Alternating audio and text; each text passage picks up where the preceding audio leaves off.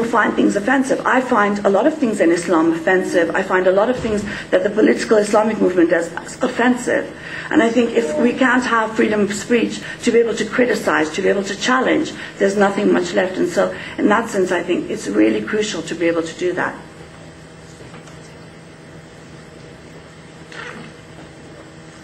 In Britain, I think, if you recall in Canada, what had happened was there was an attempt to bring Sharia law because there were also Jewish courts and other courts. And again, the whole concept of equality. Well, there's 5,000 Church of England schools, so we need 5,000 Islamic schools. I say get rid of them all. Why do we have faith-based services? Why do we have faith-based education? This is the only chance for people, for children, to have a level playing field. It's in the educational system. And then it's not even their beliefs. You know, religion is the only thing that you get stamped on your head when you're not even out of your mother's stomach. You know, because I'm a communist, my child isn't labeled a communist child. But if I was a Muslim, my child would automatically be labeled a Muslim child. You know, we respect children and say that they have a right to come to their own decisions, to their own beliefs. But when it comes to religion, we don't give them any choices. And you know, it's not just harmless. The fact that they're veiled, they're segregated. A veiled child, to me, is a form of child abuse. Because I think what it tells the girl, it sexualizes her at a young age. At 9, she needs to be veiled. It prevents her from moving. It's a mobile prison. It's like walking around in a body bag. And I think it's, you know, again, of course, if there are people, you know, and I want to preface it by saying, you know, criticizing the veil is not an attack on women who are veiled. I can criticize female genital mutilation. I'm not attacking girls and women who've been mutilated. But we still have a right and a duty to talk about things which we think are repressive, which we think are oppressive towards women. And of course there are women who choose the veil, and of course there are women who like to be veiled and feel liberated. But socially speaking, on a mass scale, the veil is not liberating. And very often it is imposed by brute force, by acid in women's faces, by threats and intimidation. You know, and so in a sense, it's important to be able to criticize it without, you know, being seen to be attacking women who are veiled. In the same way, I'm opposed to child poverty, child labor.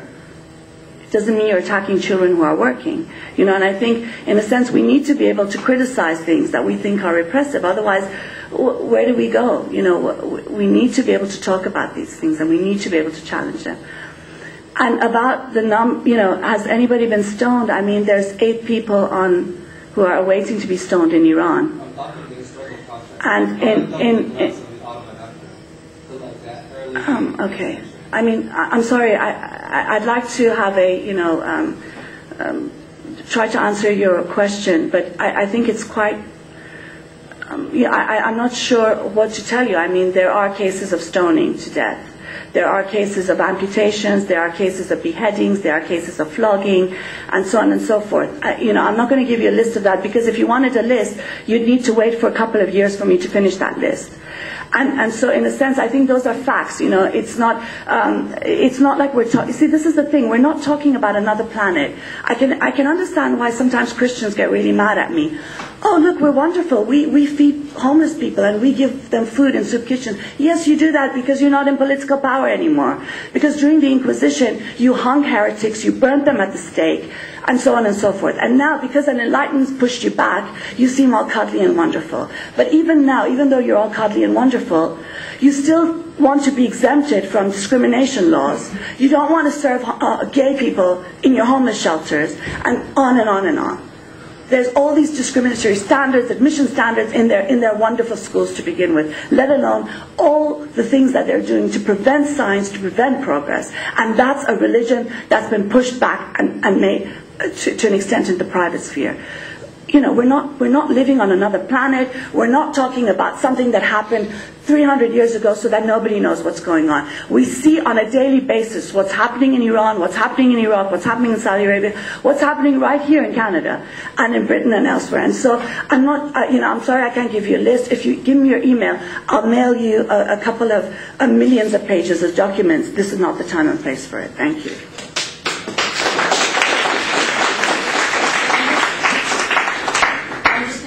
Not use the microphone. I hope that's okay with you guys. life. Now, did your question get answered? Sorry, that the lady who asked the second question, she was talking about Britain. Oh yeah, sorry.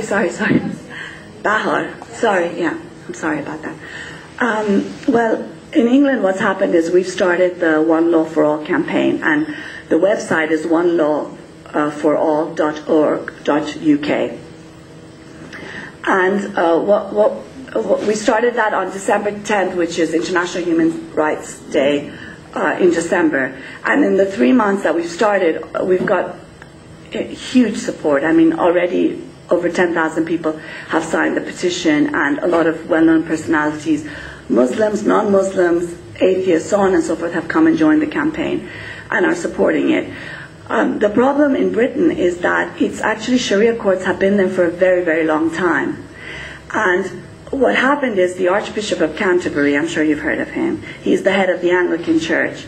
He came to be very clever and defended Sharia courts because the power of the Anglican Church is waning in Britain, and he thought, well, since it's racist to criticize them, nobody will say anything, let's push Sharia courts forward, and this will be one way in which we can all together bring religion further into society.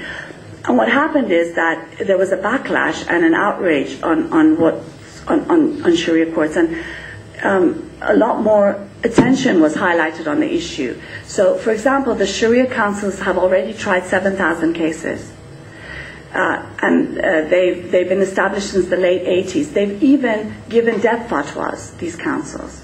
And it's very interesting. Mansour Hekmat, who's the late Marxist thinker, he says, it's interesting how, religious figures can give death fatwas and they go about their business as usual, whereas anybody else doing that would be, arrested immediately and put in jail and prosecuted. It's interesting when it comes to religion, suddenly they have all this leeway that nobody else has. So in that sense, I think they have done all of that, and I think it's the question of cultural relativism. Oh, this is their culture, this is their religion, it's racist to criticize, we can't say anything about it, and so on and so forth, has prevented that happening. And of course there is real racism in society. And so rightfully people are concerned, and it's a very good thing. It shows the strength of the anti-racist movement that has made people concerned about racism. So that's brilliant. That's something we need to work on. But the problem is that, the anti-racist movement is actually being racist now, because it's saying that people, don't deserve the same rights and standards as me, a native-born, whatever, beliefs.